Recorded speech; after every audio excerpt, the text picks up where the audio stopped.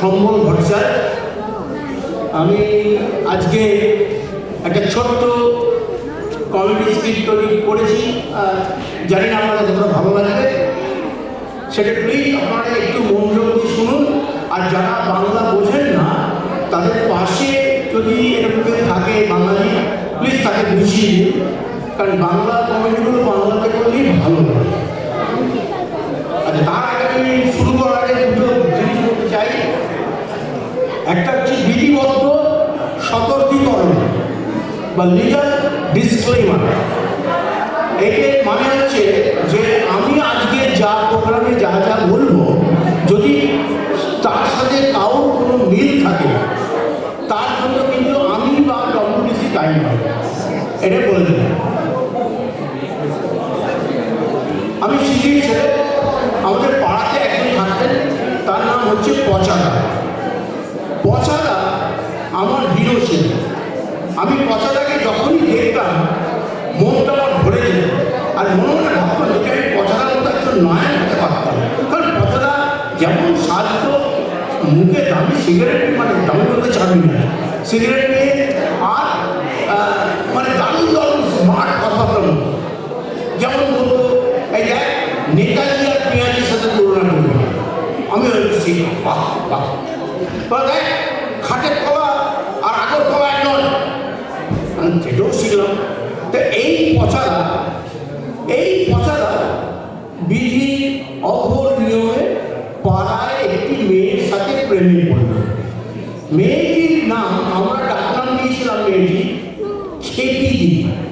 খেপিদি হচ্ছে মানে সবসময় খেপে যায়, তার জন্য আমরা খেপিদি নাম দিয়ে দিয়েছি। কিন্তু পচারা মন তো যার যেটা মজে মন, কিবা হাড়ি কিবা রোম, সেই হয়েছে দশা।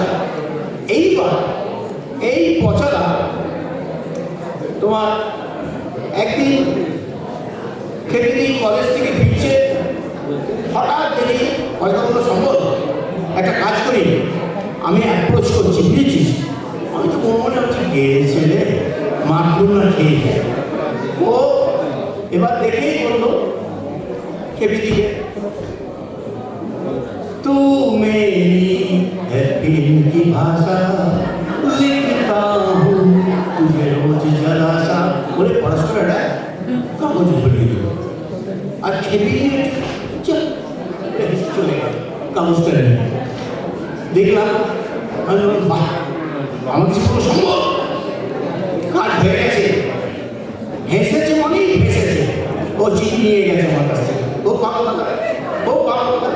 তারপর দেখি আর একদিন খেপিদি আসছে কলেজ থেকে, হাতে বই আর চোখের সামনে পেন্সিলটা ধরে আসছে। পেন্সিলটা ধরার কারণ কি জানেন তো? নতুনটা পড়ছিল চোখে, সেই থেকে আটকানোর জন্য পেন্সিলটা চোখে আটকাতে আসছে।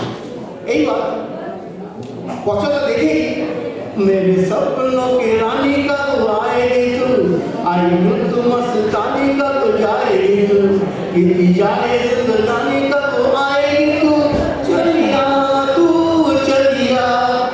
बस चाहा বেশ ভালো করে মানে প্রেমে কথা বলো।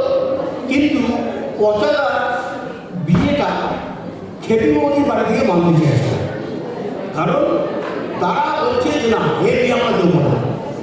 তখন পচাটা রেগে একদম ওই বাড়ির সামনে দাঁড়িয়ে বলে দিল, तुम्हें अपना बनाने का कसम खाई है कसम कसम খেয়েছে। তারপর বিয়েটা হলো, আমরা বেশ কবজির বিয়ে গেলাম। হ্যাঁ, ভালোই চলছে, সব কিছু ঠিকই চলছে। কিন্তু পচারা এমন একটা সর্বনাশ কাণ্ড করে বসলো।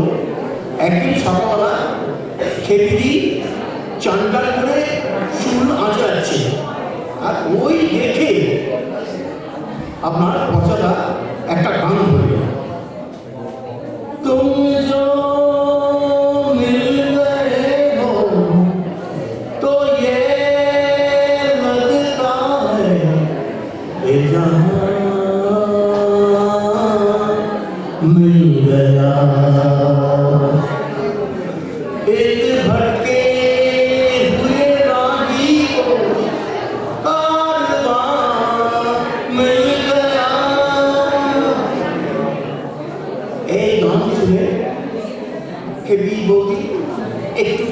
এসে বললো, কি গো আজকে এত মনটা ফুটফুট করছে কেন? হ্যাঁ, সঙ্গে সঙ্গে কথাটা বললো, জানো তো তুমি আমার কল্পনার চাইতে অনেক সুন্দর। ব্যাস সর্বনাশ, কে আমার বিয়ের আগে তুমি কল্পনার সাথে প্রেম করতে? না না না না না, মানে খুব ভুল করছো, আমি ইচ্ছে ভুল করছি না। তোমরা পুরুষ পুরুষের যা, তোমরা যে কোনো জায়গায় যে কোনো মেয়েকে দেখলেই প্রেম করে যাও, সে যাই দেখতে হবে। আরে না না না, প্রেম করা ব্যাপার নয়, কল্পনার ব্যাপারটা হচ্ছে আমি বলতে স্বপ্নের জায়গায়। হ্যাঁ, স্বপ্নও ছিল এর মধ্যে। তুমি কটার সাথে প্রেম করে যাবো? আরে ভগবান, আমি কারোর সাথে প্রেম করিনি, আমি তোমার সাথে না, আমি মানতে পারবো না। তোমার কল্পনা স্বপ্নের দিকে ধরুন চুলের মুখে ধরে তাদেরকে এখানে ধরে পেটাবো। ব্যাস সেই অশান্তি, বাড়িতে খাওয়া দাওয়া হয়নি। কথাটা বাইরে বসে বকে সিগারেট খাচ্ছে। আমি বললাম, কি করবো, মুখ মোমা করে বসে আছে কেন? বলছে, আর বলিস না রে, কত অশান্তি। বিয়ে করার পরে এরকম অশান্তি আমি জানতাম না, তাহলে আর বিয়েই করতাম না। আমি যা কি আছে বলো, কি হয়েছে? তখন বলেই যাবো, তা বলে যায় সম্ভব, আমি মনে শান্তি চিনতে চাই। তখন আমি বললাম, তুমি এক কাজ করো, তুমি গীতা পড়ো। বললো, আমার কাছে গীতা নেই। বলে, ঠিক আছে, আমি দক্ষিণেশ্বর থেকে একটা গীতার সারাংশ কিনে নিয়েছি। এইবার শুনুন, এইটা পুরোপুরি আমার মনে নেই, তাই আমি দেখে দেখে বলতে হবে, প্লিজ বেশি শুনবে।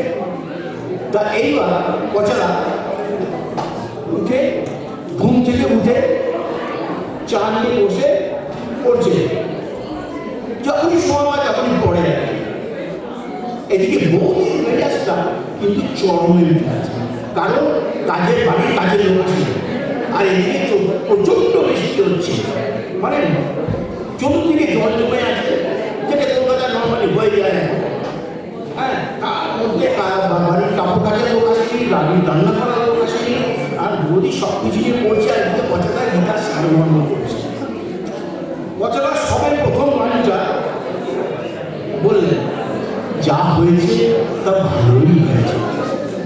বৌদি ঝাঁকিয়ে, হ্যাঁ সেটা বলবে, হ্যাঁ বাড়িতে কোনো লোক নেই, কাজের লোক আসেনি, জোগান দেওয়ার কেউ নেই, আমি খেটে খেটে পড়ছি, আমার হাড় মাস এক হয়ে যাচ্ছে, তুমি তো বলবে যা হয়েছে ভালো হয়েছে।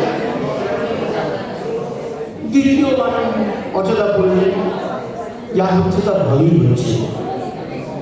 বৌদি তার বলবে না, আমার হাড় মাস কাজই হয়ে গেল, তোমার তো ভালো লাগবে, বিয়ে হয় আর লোক কোথাকার।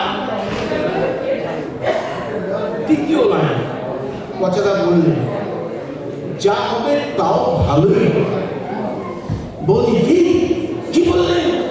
হ্যাঁ, কালকে দুজনের কাজে নাই নেই, তোমার খাওয়া দাওয়া বন্ধ, তুমি বাইরে গিয়ে খাবে, দেখি তোমার কত দম, দুদিনই শুকিয়ে পটল তুলবে। বুঝবে কত ধরনের পয়সা? পচাদা পরের লাইন বললেন, তোমার কি হারিয়েছে যে তুমি কাঁদছো? সঙ্গে সঙ্গে বৌদি ঝাঁকিয়ে উঠলো, উঠে বলছে, আমার কি হারিয়েছে? আমার শান্তি হারিয়েছে তোমার সাথে বিয়ে হওয়ার পর, আমার সব কিছু হারিয়েছে, সুখ স্বাচ্ছন্দ্য সব কিছু। পচাদা পরের লাইন বললেন, তুমি কি নিয়ে এসছো যা তুমি হারিয়েছ? বৌদি, তোমার ঘরে এত ফার্নিচার, তোমার গলায় 10 ভরি হাতে সোনার হাতটা ঝুলছে, হ্যাঁ, এই সংসারে যা কিছু সবই তো আমি এনেছি, আমার বাড়ি থেকেই তো দিয়েছে। হ্যাঁ, এখন আমি বুঝতে পেরেছি, তোমার সব খরচ বুঝতে পারছি, আমি কি ধরনের লোক। পচাদার নির্বিকার হয়ে গীতা পড়ে যাচ্ছে। উনি বললেন, তুমি কি সৃষ্টি করেছো যা নষ্ট হয়ে গেছে? এই কথা তুমি বলতে পারলে? এই সংসারে তো সবকিছু আমি করেছি, এই সংসার তো তোমার ছন্দ সারা সংসার ছিল, আমি যখন তোমার বিয়ে করে এনেছি বাড়িতে কিচ্ছু ছিল না, এই সংসার সাজিয়েছি আমি, আর তুমি আজকে আমাকে বলছি আমি কি সৃষ্টি করেছি? এই সব সৃষ্টি আমার করা সৃষ্টি। পচাদা কিচ্ছু না বলে এক মুখে বলে গেলেন, তুমি যা নিয়েছো এখান থেকেই নিয়েছো, একদম বাজে কথা বলবে না। হ্যাঁ, ওই তো কটা